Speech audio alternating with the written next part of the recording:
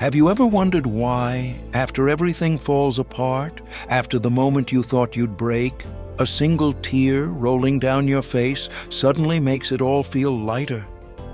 What if crying isn't weakness, but a biological survival system your brain has been hiding from you? Tonight, we're diving deep into a question you've felt before but probably never understood. Why does crying make you feel better?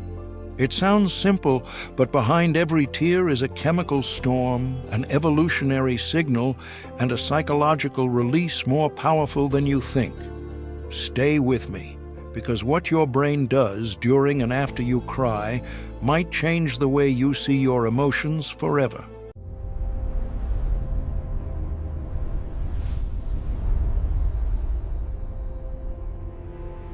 Let's start with something surprising. Tears are not all the same. Scientists have discovered that your eyes produce 3 different types of tears, each with a completely different purpose. Basal tears, the ones that keep your eyes healthy. Reflex tears, the ones you shed when cutting onions or getting dust in your eye. Emotional tears, the ones that fall when you're heartbroken, overwhelmed, terrified, relieved, or deeply moved.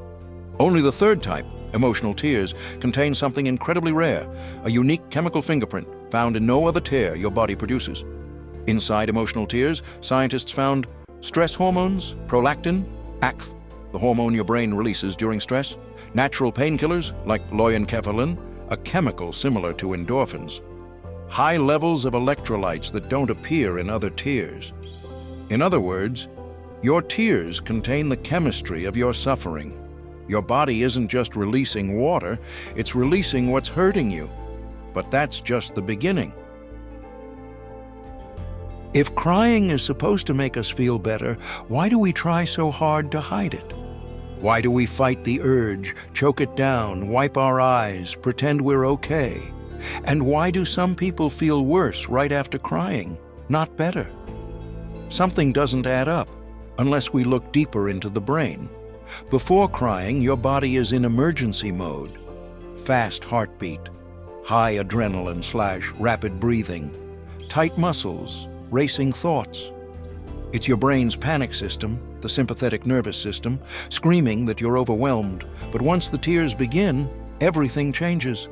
Scientists discovered that crying activates the opposite system, the parasympathetic nervous system, the system responsible for calmness, healing, digestion, and recovery.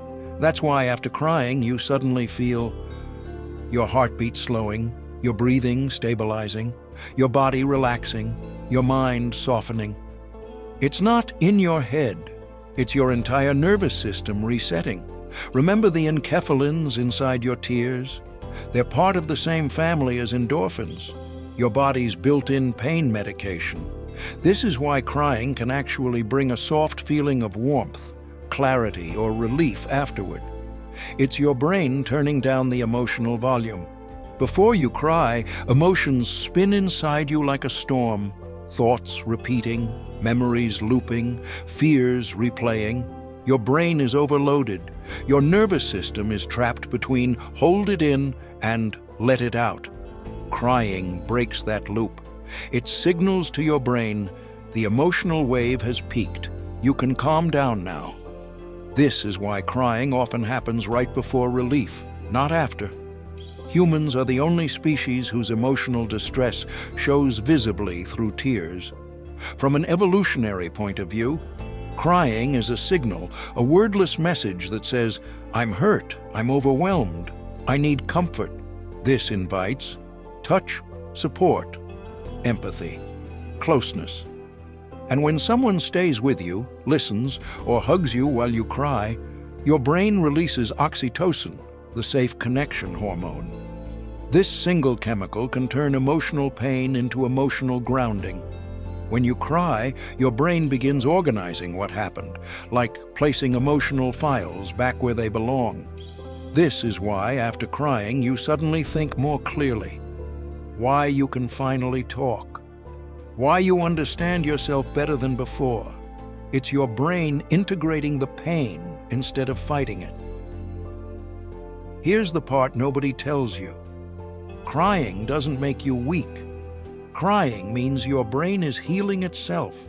Behind every tear, your body is lowering your stress hormones, activating your calming system, releasing painkillers, requesting emotional support, resetting your nervous system, organizing your thoughts, protecting your mental health.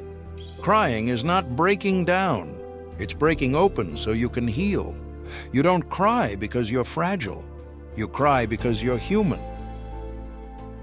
So the next time tears come, don't apologize for them. Your brain isn't failing. It's doing exactly what it's built to do. Crying is your mind's natural pressure valve, your emotional reset button, your body's way of saying, "You've carried enough, let me help." And that's why, after all the pain, all the tension, all the pressure, you suddenly feel lighter, not because life got easier, but because you finally let yourself feel it. Finally, if you want to understand your mind even deeper, the next question is waiting.